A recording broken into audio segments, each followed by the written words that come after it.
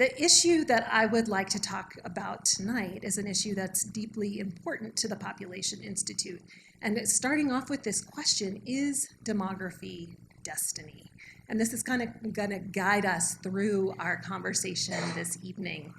At the Population Institute, we strongly believe that population trends are really important for shaping our future, but they are often overlooked or poorly understood.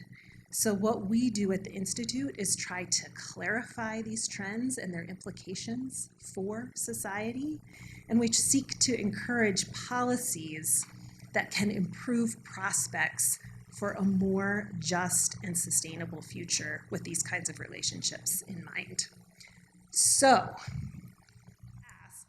would love to hear from some of you about what you are hearing about in terms of population trends, what you're thinking about in terms of population trends. What's front of mind for you when you think about this issue of population trends, either at a national level or a global level? We're living in a world today where there are a lot of confusing messages about population. Some of them seem to be a bit contradictory to one another. And I think this is part of what we want to be able to do tonight is unpack some of that. And let's start with that issue of the fears over population decline. And this might be a good time to go to the next slide, which shows this basic graph of world population growth over time. So it took all of human history until about the year 1800 for the world's population to reach 1 billion people. Then it was another 130 years or so before population reached 2 billion people in about 1930. And then through the 20th century, we saw this really remarkable, dramatic increase of world population, driven in large part by terrific improvements in public health, in health and well-being, and longevity. And then about a year ago, you might remember hearing the news that the world's population had surpassed 8 billion people. And we're continuing to grow. We do hear these concerns about population decline, but the world's population continues to add about 70 million people per year. And demographers at the United Nations, their population projections indicate, although there is a lot of uncertainty about how population will grow in the future, projections indicate that the world is likely to add somewhere around 2.4 billion more people before it levels off and maybe begins to decline around the 2080s at some point. So globally, the world population is continuing to grow and will grow for decades to come. That said, however, we're in a really different place population-wise than we were in 1969, and I'm choosing 1969 because that is the year that the Population Institute was established. And the Population Institute is a nonprofit research and advocacy organization that was formed in that time, 1969, in response to a lot of global interest in population growth and what it means for society. So let's go to the next slide and we'll do a quick comparison, a quick look at global population in 1969 and today. We're really living in a very different world today than we were in 1969. 1969 was the year that the population bomb was published. How many of you have read The Population Bomb? Yeah, by Paul and Anne Ehrlich. How many are familiar with The Population Bomb? All right. It was a book that really highlighted the issue of population growth and did it in a somewhat alarming way. I think people began to really wake up to the idea that population matters, and they were worried about what such rapid population growth meant for natural resource base, for security, for efforts to alleviate poverty. At that time in 1969, the global population was approaching 4 billion. We have doubled since then.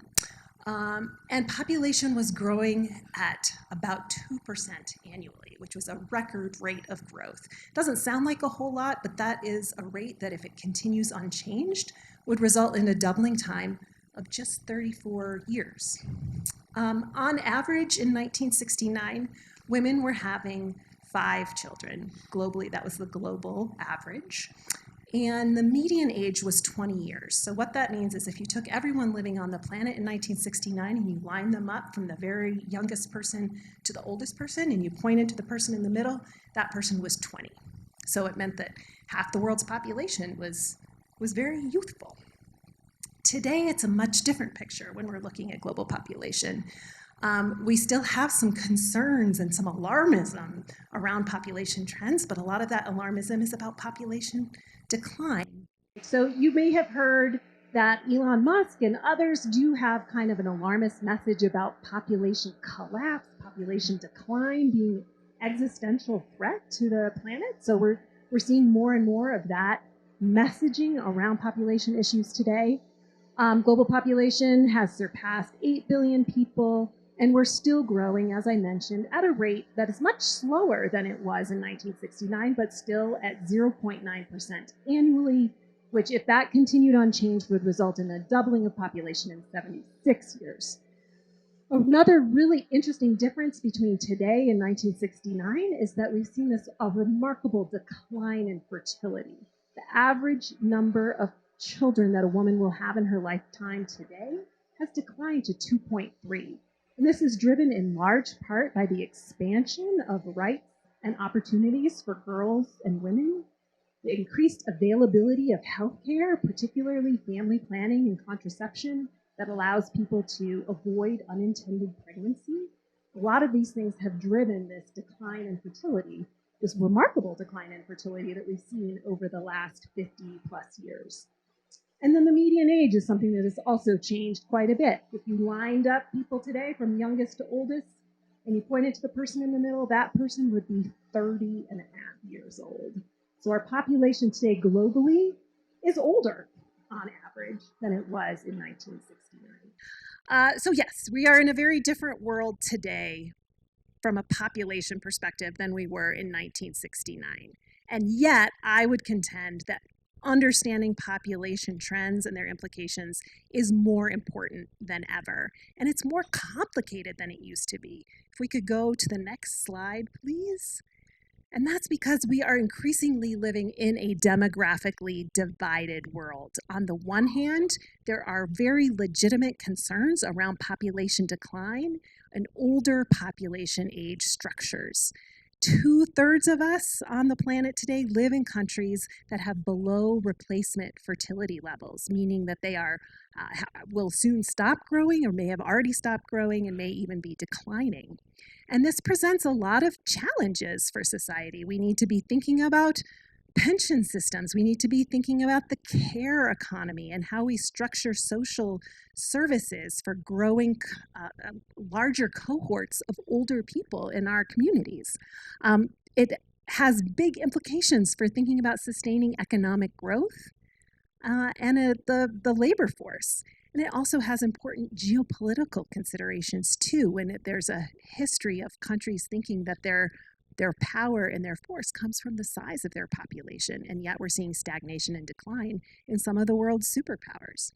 On the other hand, this demographic divide leaves a handful of countries, a rather large number of countries, many of them in sub-Saharan Africa and South Asia, that continue to have very high fertility rates and really rapid population growth with really youthful age structures.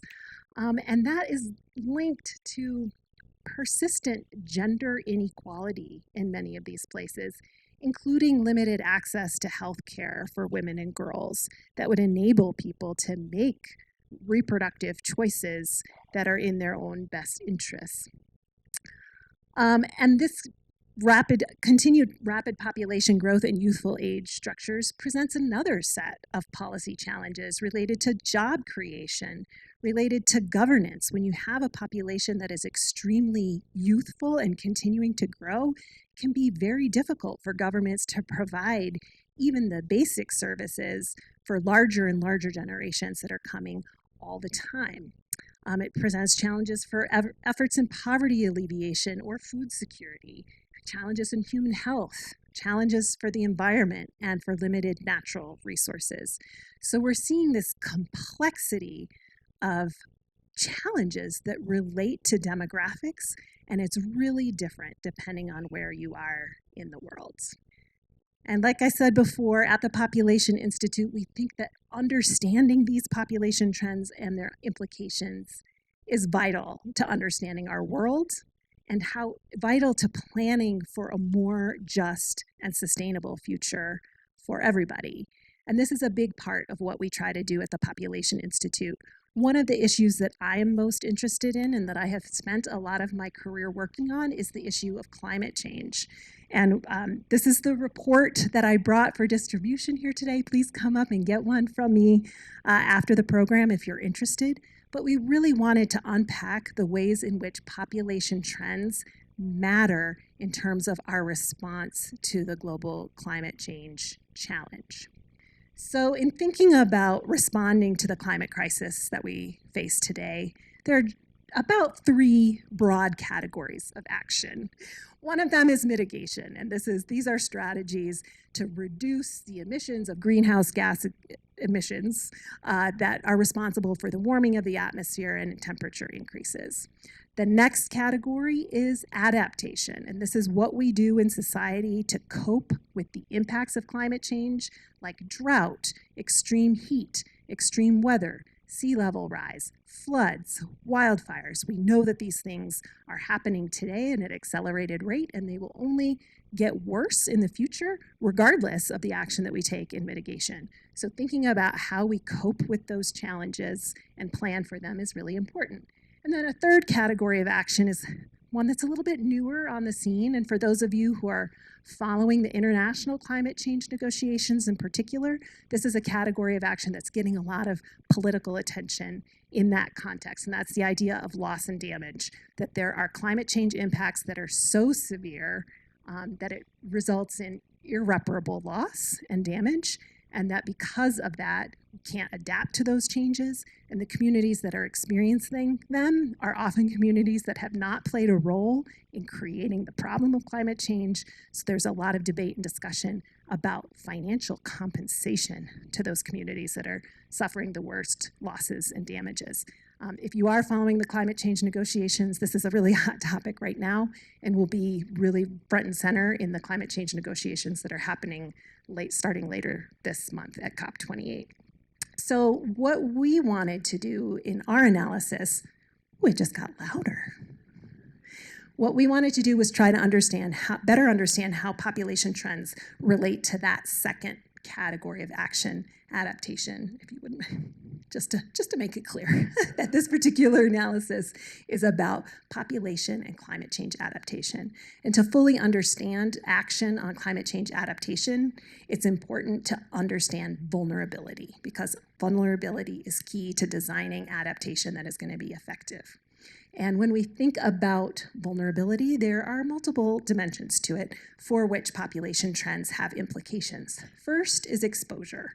And this is just the idea, what are the physical impacts of climate change, drought, flood, sea level rise, et cetera, and who is exposed to that, because those impacts differ in different places around the world.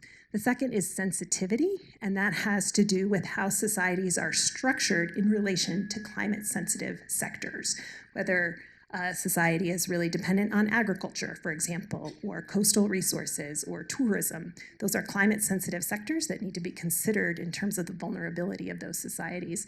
The third is adaptive capacity, and that really has to do with how governance is structured within a society to be able to really plan for, prepare, and implement action that boosts adaptation and reduces vulnerability for communities. Population growth is something that has implication across all 3 of these dimensions. For exposure, population growth means that more people will be exposed to climate change impacts. Population growth is something that can exacerbate the sensitivity of systems like agriculture or coastal resources and make it more difficult to adapt in those instances. And then adaptive capacity, we know that rapid population growth is something that makes it difficult often in terms of governance. When we were talking earlier about extremely youthful populations, can create challenges for governments and institutions to simply keep up with basic services for those communities. And in that case, building the capacity to adapt is an even greater challenge. So what we did in our report was to look at the countries that are rated most vulnerable to the negative impacts of climate change across these three dimensions. There's a research institute at Notre Dame, the Notre Dame Global Adaptation Initiative, that creates an index based on multiple indicators across these three dimensions and then ranks countries based on their climate change vulnerability. So what we did in our report was to look at the 80 most vulnerable countries, and then we wanted to understand what are the population trends in those countries, what are the variables around gender equity, what are the variables around reproductive health outcomes, so that we could get a better picture of what these kinds of relationships are. I didn't list all 80 countries here, but I encourage you to take a look at the report if you want to know what countries made that 80 list, and then to understand to have a look at the data of these variables across each of those countries. Our summary statistics of this analysis help us understand a little bit more about what these relationships are. What we found is that the average population growth rate in the 80 most vulnerable countries is pretty high. It's double the global rate at 1.8%. And we also found that the various measures of gender equity and reproductive health are severely lagging behind our global goals in these areas. One, we looked at the Gender Inequality Index, which is a measure that ranges from 0 to 1, 0 being a society where men and women fare absolutely equally, and 1 being a society where there's the worst possible imbalance in gender. The average for these 80 countries was 0.521, so not great in terms of gender equality in these countries. The maternal mortality ratio is much higher than the global average. The adolescent birth rate, also very high. And then finally, the unmet need for family planning was double the global average. And I want to focus on this one for just a moment. The unmet need for family planning is a measure of women who say that they would like to delay childbearing or end childbearing altogether, but they don't have meaningful access to the information and services to be able to have that kind of autonomy in their lives. So they don't have access in a meaningful way to contraceptive services, for example. So it's very difficult for them to be able to avoid an unintended pregnancy. And the fact that that is double in countries that are most vulnerable to climate change is directly linked with the gender inequality aspects to, those are important drivers of the population growth rate in the countries that are rated most vulnerable to the impacts of climate change. Next slide, please. So some of the conclusions from our analysis, as I've already stated, rapid population growth is something that increases vulnerability across the three dimensions of exposure, sensitivity, and adaptive capacity. And that gender inequity is something that also deepens the vulnerability of women and girls. We know, for example, that in many of these countries, women and girls are the ones who are most on the front lines of interacting with climate-sensitive resources. They are often the ones who are responsible for collecting water. They're often the ones who are responsible for gathering food and fuel for their households. And this exposes them to a lot of the vulnerabilities that come from changes in climate. At the same time, women and girls can be really important leaders and change makers in their communities. And when there is deep inequity, we are missing opportunities to really be able to more effectively respond to climate change.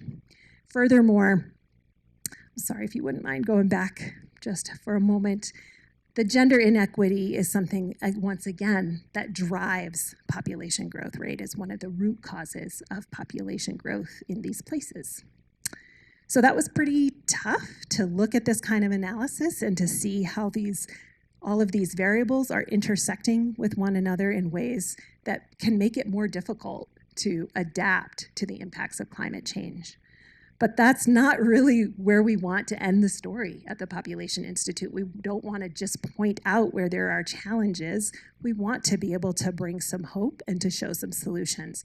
So this was something that I really loved about engaging in this report, is that we were able to share good news, that we partnered with folks in 5 different countries to showcase the work that they are doing at these intersections. Really remarkable, innovative, and impactful projects that look at these issues in tandem and seek to really build adaptive capacity in this holistic way. They're not just building seawalls. They're not just thinking about climate smart agriculture. They're thinking about the long term of how to build that kind of adaptive capacity in communities today, and that will have lasting impacts for adaptive capacity over time.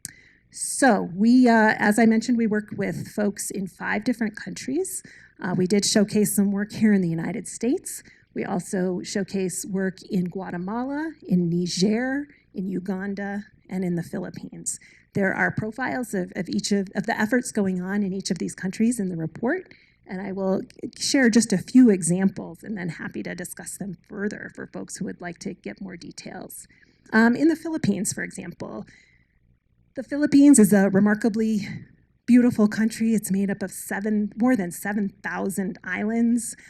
Communities are highly reliant on coastal resources in a lot of places, which means it's a country that is very vulnerable to extreme weather events, storm surge, and sea level rise. The Philippines is ranked as the 68th most vulnerable country to the impacts of climate change. They have a fairly large population. They have a fairly rapid population growth rate that would result in a doubling time of about 46 years. And their gender inequality index is not great. But there are organizations across the Philippines that have been doing some really remarkable work, especially in coastal resource management, that seeks to engage women in decision making, that seeks to build their capacity in business and income generation, and also vitally offers reproductive health services in ways that we've seen fairly dramatic uptake and demand from women in these communities to be able to have access to that kind of services. These integrated holistic projects have been going on in the Philippines for quite some time, and I think it's a tremendous example of what is possible when we look at these issues in concert with one another. Next slide, please. We also profiled Niger, which at the time of this report was ranked the single most vulnerable country to the impacts of climate change. And a lot of that has to do with exposure and really all 3 dimensions: exposure, sensitivity, and adaptive capacity. About 80% of the population in Niger is reliant on agriculture, and most of that is rain-fed agriculture. And with the shifts in precipitation patterns that have been occurring in that part of Africa, that has presented a lot of challenges. And already there are very high proportion of children under 5 are suffering from chronic undernutrition. And with the very rapid population growth rate that Niger is experiencing, this is a challenge that is likely to only grow deeper as climate change proceeds and as the population grows. And I think folks who are following this region of the world know that this is an area that is also riddled with conflict and insecurity. There are a lot of intersecting challenges in Niger.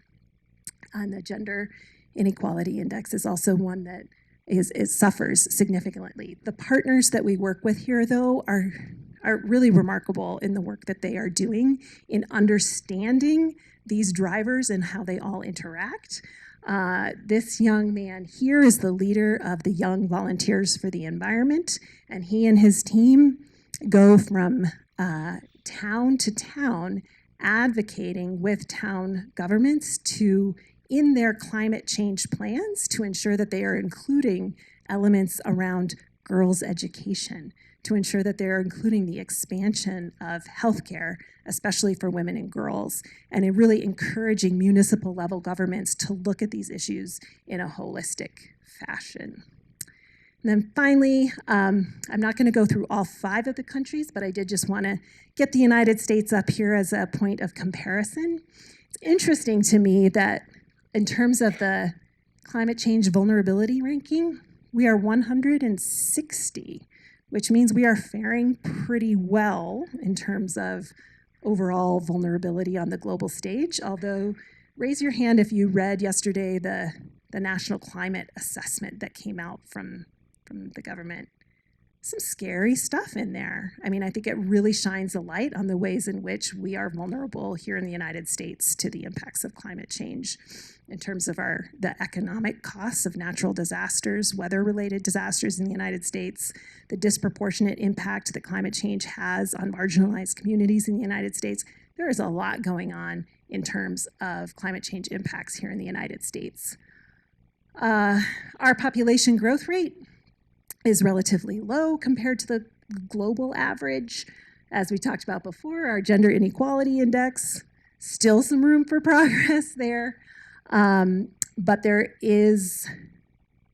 we didn't find a lot of effort in the United States to look at these issues in a holistic fashion. However, there is an organization in the United States called the Center for Biological Diversity that is doing some really cool analytical work at these intersections. They looked at municipal level climate plans across the United States to assess the extent to which they incorporated a gender lens.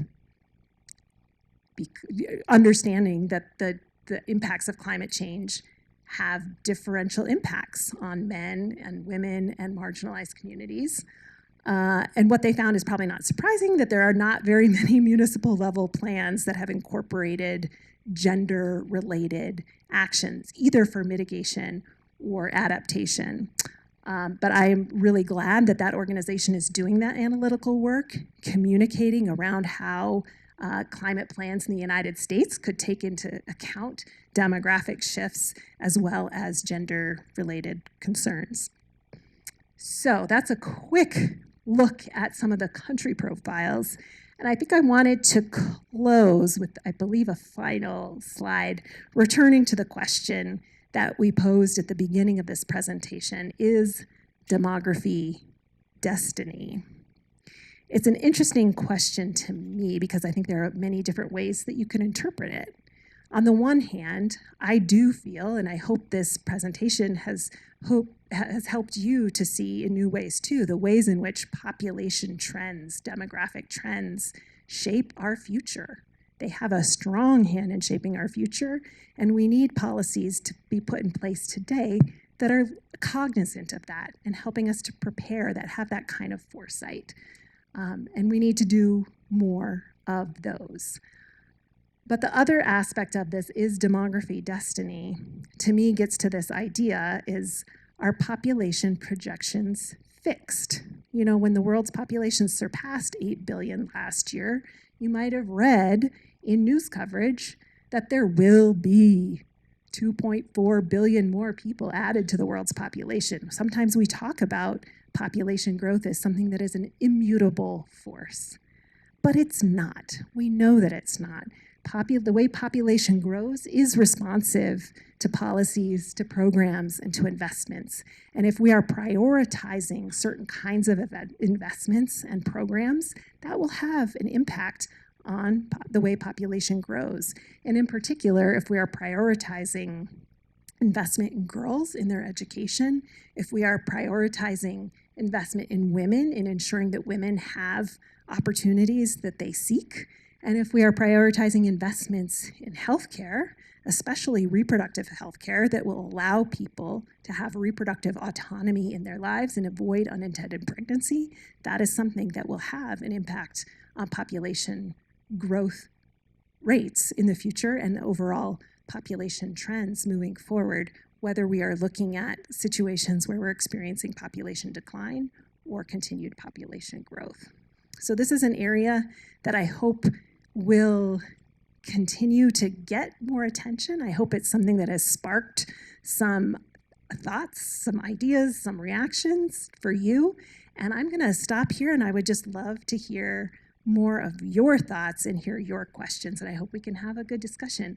Thank you so much for being here, and I'm looking forward to talking more with you. So I remember in the 70s in high school talking about ZPG, zero population growth. Is that a reality? Is that a thing? Do you think that's an ever achievable thing? I mean, I don't know if we necessarily want that because the population is going to continue to get plagues and natural disasters. It's going to take people out. We want replacements. So could you just comment on that? Sure. Yeah, thank you for that question. How many people remember that organization, ZPG? Yeah, I think it got started shortly after Paul Ehrlich was on his speaking tour around the population bomb. ZPG still exists as an organization, but they've changed their name. It's now called Population Connection. They're good friends of ours in Washington, D.C., and they continue to do a lot of general public education around population issues.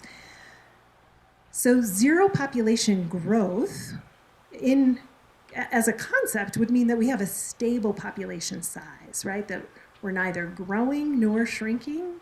It would mean that we have achieved 2.1 in terms of the total fertility rate, that every person on average has enough kids to replace themselves and their partner moving forward. And there are a lot of countries that have achieved zero population growth. We're not too far from it on a global scale. Our total fertility rate globally is 2.3.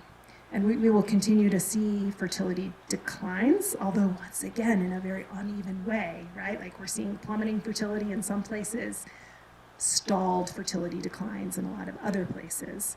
But we will eventually hit that replacement rate, but we might not stay there. It's really hard to know, that fertility preferences fluctuate a lot, and the ways in which population grows, there's the global picture, but then there is very different pictures at a national level, at a regional level. So I think achieving stable population growth in every community, in every country, is not something that we're likely to see ever, probably, because those fertility preferences and priorities change over time. Well, just following up on that question, are there countries that you see do better at linking population growth to issues?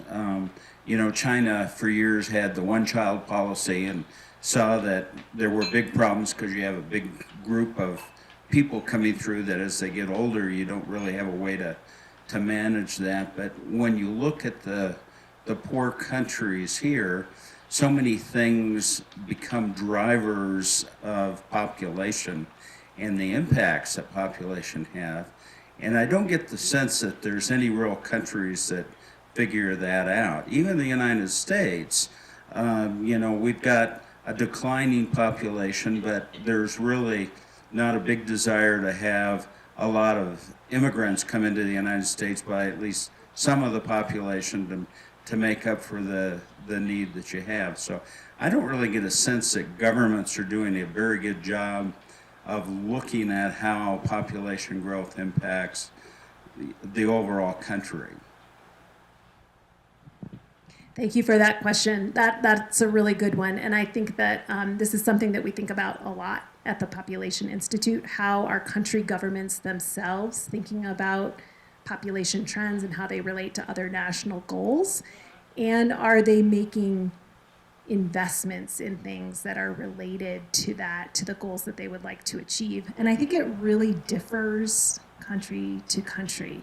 A lot of countries in sub-Saharan Africa, for example, do have a population policy, do have kind of on the books a commitment to making investments that would help to bring their population more in balance with their economic development goals, with their natural resource constraints and that kind of thing.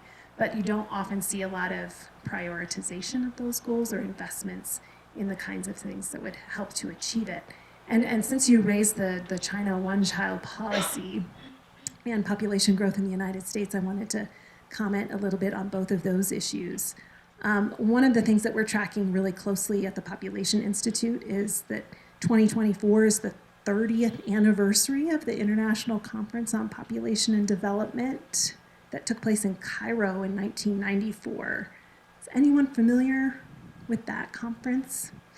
So that was a really landmark event that helped to shift the narrative on the relationship, the global narrative on the relationship between population and development. Prior to that, there was a lot of focus on kind of targets and timetables and goals about reducing fertility. And there wasn't a lot of focus on the individual and the rights of the individual. So in 1994, this was a big shift where global governments, 179 governments around the world, agreed that it was a right for individuals and couples to freely and responsibly determine the number, timing, and spacing of their children, and that all population policies should really be based in that individual right for people to have that kind of autonomy in their lives and to have access to the information and services to achieve that. And this was in response, I think, to population control policies like China's that resulted in major violations of human rights and trampled on the health and well-being of women. So I think that was a really important shift that, in theory, 179 governments around the world have committed to. Of course, we're seeing the rollback of rights around people's to make decisions about their reproduction in a lot of places, including here in the United States. And in terms of population growth in the United States, it's interesting, you know, when I started this job at the Population Institute about 2.5 years ago, it was right after the census came out for the United States. And do you remember when the census results came out? And there was a lot of hand-wringing about population growth in the United States. And I think some people have interpreted that as the population is declining in the United States, but it's not. Our population growth rate is beginning to decline, but we are still growing. And that's something that sets us apart from a lot of European countries, from China, that are already contending with population decline. It's not something that we're contending with in the United States yet, but the growth rate is starting to decline. Get one more question on this side, and I know I've got several questions on the other side, so I'm going to hop back and forth with the microphone. So I'm really confused about why there is concern about population decline, even if it means there's this shift in the median age of the population. I think median was the term you used. Because with AI and with robots, we don't need workers. Or we certainly need some workers, but we don't, I mean, that's entity, or whatever you want to call that group of bunch of metal that's coming in, that's going to be working and taking over a lot of jobs, not just menial jobs, but jobs that require skills and education and so on. Why would we want all these unemployed people if we have a growing population?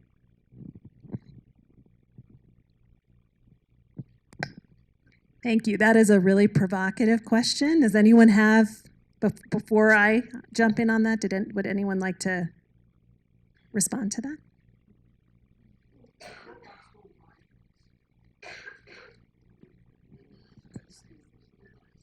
I'll let you repeat that good point. Robots don't buy things. That's the problem. Yep. Do robots pay taxes? Robots also do not pay taxes, and I think this is a big part of the concern about having more and more people in the age groups that are not in the labor force. That when you have people who are employed in the labor force, they're consuming and they are paying taxes. There's no jobs, they won't be paying taxes either. Well, I think in a lot of the places that are experiencing population decline and population aging, there are jobs, but there aren't necessarily workers to fill them. It's different, certainly in different places. Some places that are experiencing aging populations are also having problems with employment. The robots are going to be, in the next 10 to 20 years, taking up more and more of those jobs. Yes. Yes. And I think there is a lot of concern about what that then means for economic growth in countries that are experiencing population decline and maybe losing employment opportunities. and then are going to have larger proportions of their populations that are past retirement age, and challenges in providing the kinds of care that the growing numbers of aging populations are going to need over time. We did the Population Institute partnered with the Woodrow Wilson Center this summer to offer a master class for congressional staff on issues of demography and what it means, kind of an overall demography 101. And I will say that these kinds of issues were the ones that were most on the minds of congressional staff. The care economy, like how are we going to have care for growing numbers of elderly population here in the United States, and then another issue that was of prime importance to them was the issue of migration. And as we're seeing places where climate change impacts, conflict, natural disaster is occurring with really large and growing populations, we're going to see more and more people on the move. And what is that going to mean for right now the United States is the largest recipient of migrants from around the world. And how will that change in the future? So that was another really interesting issue on the minds of congressional staff in particular. We want to get to this side of the room. We've got several questions over here. I'll try to keep my answers shorter. Oh, yep. Most of us around here are probably old enough to remember when computers were going to take over all the work of the world. We got computers, it didn't take over much work. Right. Are there any plans being made for people that live on the coast with the oceans rising? Yes. I mean, I think it depends on where you live, but there are a lot of active plans. I was just listening to a story about Miami, for example, and the challenges and opportunities that the city government in Miami is planning for as they look at their flood hazard maps and they think about real estate development. Like, these are really big concerns because just a little bit of sea level rise for a coastal community like Miami is going to have huge implications on real estate, on the economy. So from what I understand, they're using a lot of forethought in Miami and thinking about how to transition economic life, human life, society with those kinds of sea level rise and storm surge and flooding projections in mind to adapt. Yes, exactly. But, I mean, there are, the way population is distributed around the globe, there tends to be really heavy concentration of populations in coastal areas all over. And it's something that we're seeing a lot with some of the partnerships that we have with groups in the Sahel, for example, that region of Africa, a lot of migration to the coasts for economic reasons, and yet that also is increasing the exposure and the vulnerability, and there aren't a lot of resources there to do the kind of adaptation planning and the actual physical infrastructure that needs to be developed in order to really be able to cope with those kinds of changes that will be coming with sea level rise, storm surge, and flooding. Thank you. Can you go into a little more detail about what your organization feels about China, particularly because we hear so often, the disastrous situation they're in with their no longer, more people dying than being born, and Yeah, thank you for that question. We are tracking demographic developments in China and trying to communicate about them and their implications. There are a lot of geopolitical implications of how India has now surpassed China as the largest country in the world. What does that mean for the economic competitiveness of India versus China versus the United States? It's not an area that the Population Institute focuses on heavily. We don't have any economists on staff. We are really focused more on parts of the world that are continuing to experience rapid population growth and how that connects to issues of gender equity and access to reproductive health care. However, I will say one of the things that I think is alarming and that we at the Population Institute are becoming increasingly mindful of is this issue of population control and the history, the terrible history we have across the globe, including in the United States, when governments try to control fertility. And that can happen when population growth rates are high, and that can happen, we're seeing this happen more and more when population growth rates are declining, that governments get into this mode of thinking that they can control fertility. They can make investments, they can set policies that would incentivize women to have more children. And that can very easily topple over into coercion.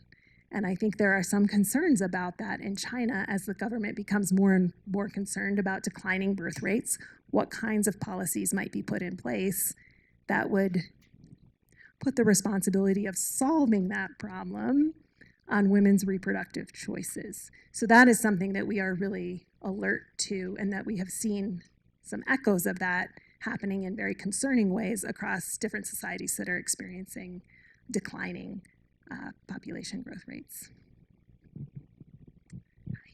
Sorry, that made me think of the overturning of Roe v. Wade and the plethora of abortion rights that we have going on and the debates surrounding that. Do you think that's partially sparked because of our declining population in the U.S.? Sorry, I know that's a tense one. It's a really interesting question. I have not seen any analytical work in the U.S. that is tying the revocation of a constitutional right to abortion to concerns about declining fertility. But it is not hard to find rhetoric around some voices calling for Americans to have more children as their patriotic duty, right? Have you heard this? Has anyone heard this? So perhaps there are some folks, at the Population Institute, we have a weekly podcast called Repros Fight Back. And one of our most recent podcast episodes was focusing on how some of the same forces behind revoking rights around abortion are also interested in revoking rights around contraception. And there is a lot of crossover there with white nationalist movements that we see echoes of this kind of rhetoric in both of these movements.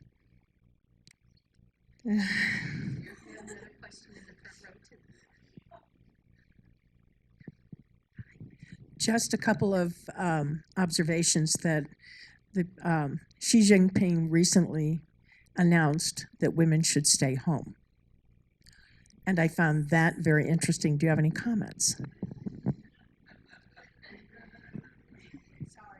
No, I'm very glad you brought that up. And I'm sorry that I didn't bring it up in my comment about China and the efforts around. I think it's another terrific example of governments feeling like they can institute top-down mandates around women's reproductive choices in the name of collective outcomes. This has not worked well anywhere that we have seen. There have been countries that have made, as South Korea, millions of dollars of investment in trying to encourage or incentivize women to increase their fertility. And we're just not seeing that happen. Hungary lurched far right and incentivized women having a lot of babies, and that seems to be working, at least on the production end. Quality of life and quality of education is up for grabs, though, I think. Yes. Hungary is a really interesting case example because it is a place too where they've incentivized the large families, cash bonuses for third or higher order births for a woman, and also the extreme revocation of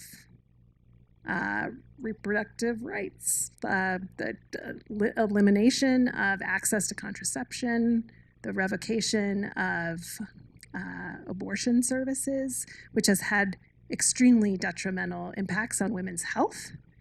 And again, that's an area where there are a lot of concerns as we have this alarmism around population decline, concerns about that kind of coercive government policy and government rhetoric, again, trying to place the burden and responsibility onto women's reproductive choices.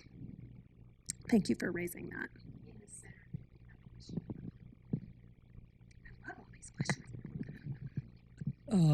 The data I'm hypothesizing suggests that there's a strong correlation between the level of development in a country and the population growth, whereas in other words, the higher the degree of development, the lower the population growth, and that's probably a pretty linear kind of thing.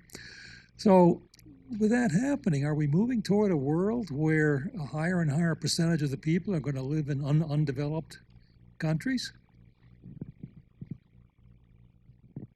Let me make sure that I understand this question. That it's the fact that we are seeing a correlation in development and declines in fertility.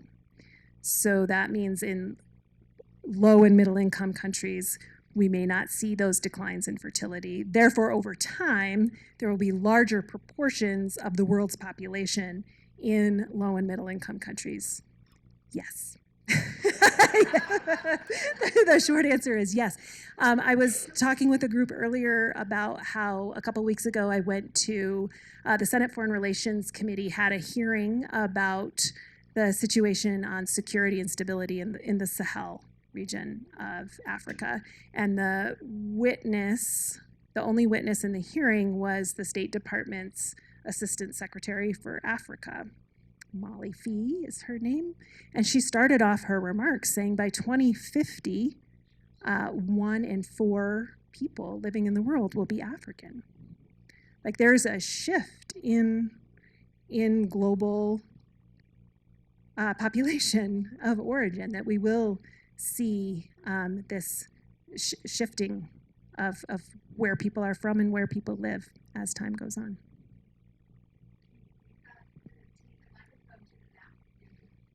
Bring it back. I'm going to go to this side and then over there. So one of the things I observed from your comments is that the population is growing in places that can't support population. Sub-Saharan Africa is a good example of that. But the parts of the world where population is actually below the replacement value, places like China, Russia is an example of a country that is experiencing severe population decline. Germany, Italy, Spain are countries that over the next 20 years are expected to be below population growth. This lack of population growth is going to have significant economic consequences for these countries. They're going to be catastrophic in some cases, is what I understand. And I'm wondering that given the fact that the population is growing in places like Sub-Saharan Africa, where there are going to be climate change consequences that are severe, there must be a concern about mass migration. These people are going to go somewhere. And the places you would expect them to go, some of the first and second world countries where you'd expect them to go, in Europe in particular, are going to be experiencing at the same time their own catastrophic economic declines because of this lack of population growth. And I'm wondering if that's something you guys are looking into or if that's an issue that's being discussed. Thank you for that question. Yes, and again, going back to that congressional masterclass that we did this summer, and even going back to the conversation we were having over dinner this evening, that when we look at it in the aggregate, that there are countries that are experiencing population decline and concerned about what that means for their economies as they lose workers. And there are countries that are continuing to experience very rapid population growth and have trouble employing new generations that are coming up and are experiencing impacts of climate change or other natural disasters or conflict, meaning more and more people will be on the move. Does that mean that we could envision a world where there might be shifts in the distribution of the population globally?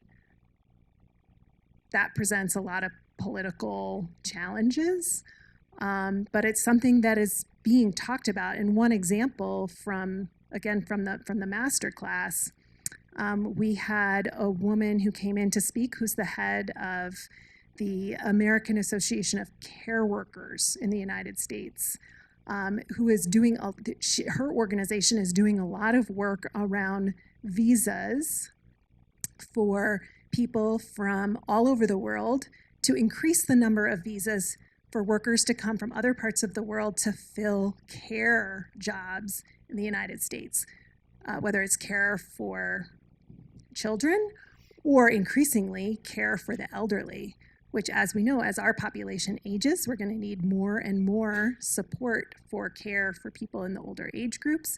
It also could provide a really vital part of the economy to increase that kind of workforce, to have that expansion of the workforce in the United States. I think that's an example that could apply to many places across the world, but it is deeply entrenched in politics around immigration, migration. And nationalism. I mean, one of the conflicting problems is that you have countries that are becoming much more nationalistic about who they're letting in. So we'll have this demand for all of these third world people who come into these countries and are strong, I suspect, nationalist movement in some of these countries to keep them out. Resistance to the idea. Yeah. You know, it's interesting when you look at, there are a number of reports that lately that I've been looking at, envisioning scenarios for the future. And that will have names for scenarios where, one possibility is that we continue to decline into more isolationist views, into nationalism and into xenophobia. And then what does that mean for the world as a whole? Do we have areas of the world that just disintegrate into complete chaos and others that are trying to build fortresses on their borders to keep themselves safe? So that, that's kind of one scenario. There are other scenarios that I like to read about that are much more hopeful and that foster this idea of globalism, of a reduction in isolationism, a greater sense of communitarianism. And those are all very conceptual at this point, but I think we're going to have more and more conversations that really encourage us and policymakers and national leaders to envision those kinds of scenarios and to really think through the implications moving forward. Another question, second to the back there, and then we need to get to the other side. Don't want to neglect them there either. Well, thanks for being here and thanks for hanging in with us. You raise a lot of interesting issues to think about. And the one I've always thought about, and this is the only one comment I'll make, is when the earth formed, it sort of sorted itself out. There were cold areas, high areas, people, low areas. Animals and plants grew in certain spots and didn't grow in others. And we have an example of that in Florida, where they have a big invasive species problem. Now, my wife hates me saying this, but immigration to a way is invasive species. And I'm not against it. It serves a purpose, but it doesn't work itself out. I mean, down in Florida, they're trying to get rid of the snakes, the iguanas, the plants, and the other things. I'm just saying man has made a big impact on the way we populate and the way people also do it. But let me just ask you two questions, because otherwise it's just going to go downhill. The one question is, what are basic services? And two, what is women's equity? Women are the only people in the world that can have children. Men cannot. And women have the last 20, 30, 50 years in 1970, when the women's movement started, they're the only ones out of the civil rights movements, the women's movements, the gay, lesbian, on and on type of thing. Women have done extremely well in the United States of America. I mean, they have, and I have one wife, 2 daughters, and 4 granddaughters, so that's all right. When you guys all take over, I'll be okay. And, but it's just an observation that when people say women's equity, somebody has to take care of those kids up to 15. You know, you're going to hire other women to do it or other men to do it?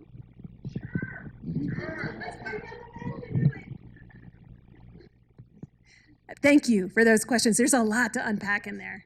The first question is, what is basic services? Kind of when we were talking about rapid population growth and the challenges for governments to provide basic services.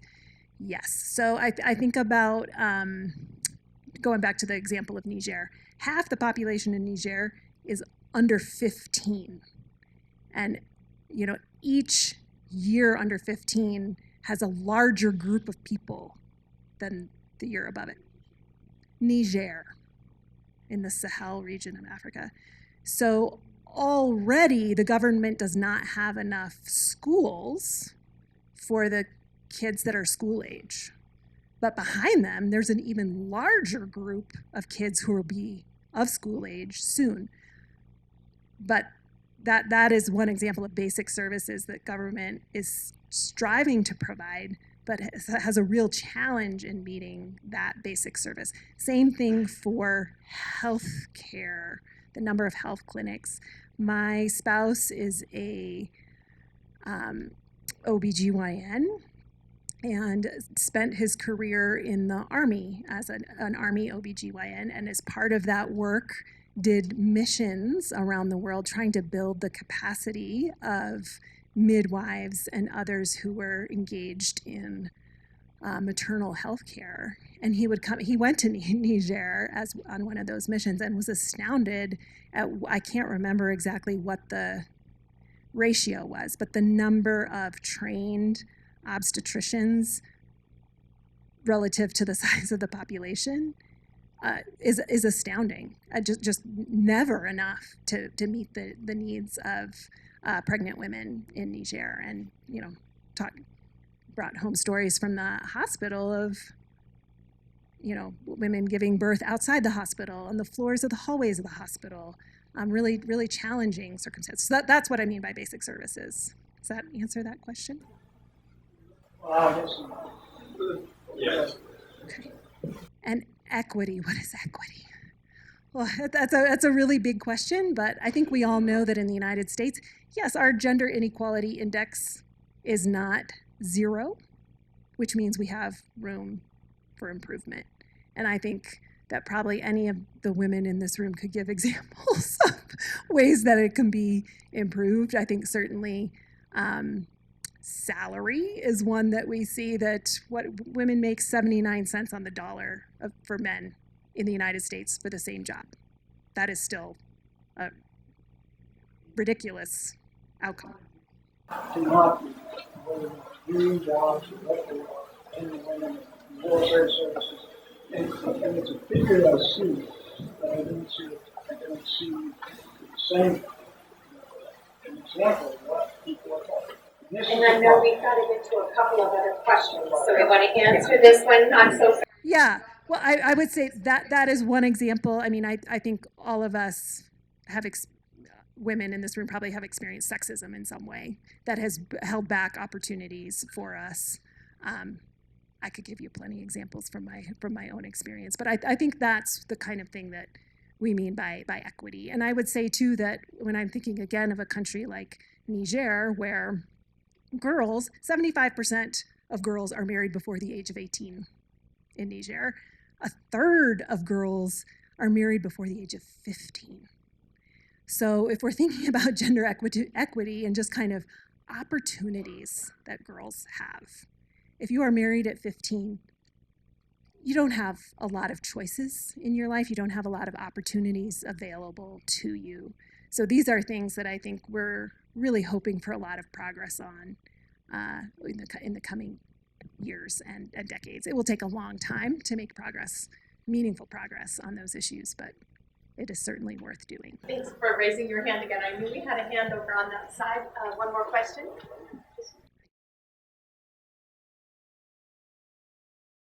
Hi. So we've got these population countries that are showing huge population growth, and I was just curious if religion has anything to do with why women are treated less and do not have access to birth control. And I've been watching this we all have, for 50 years and thinking that was ridiculous problem, and it's still the same thing, I think, but curious what your thoughts are.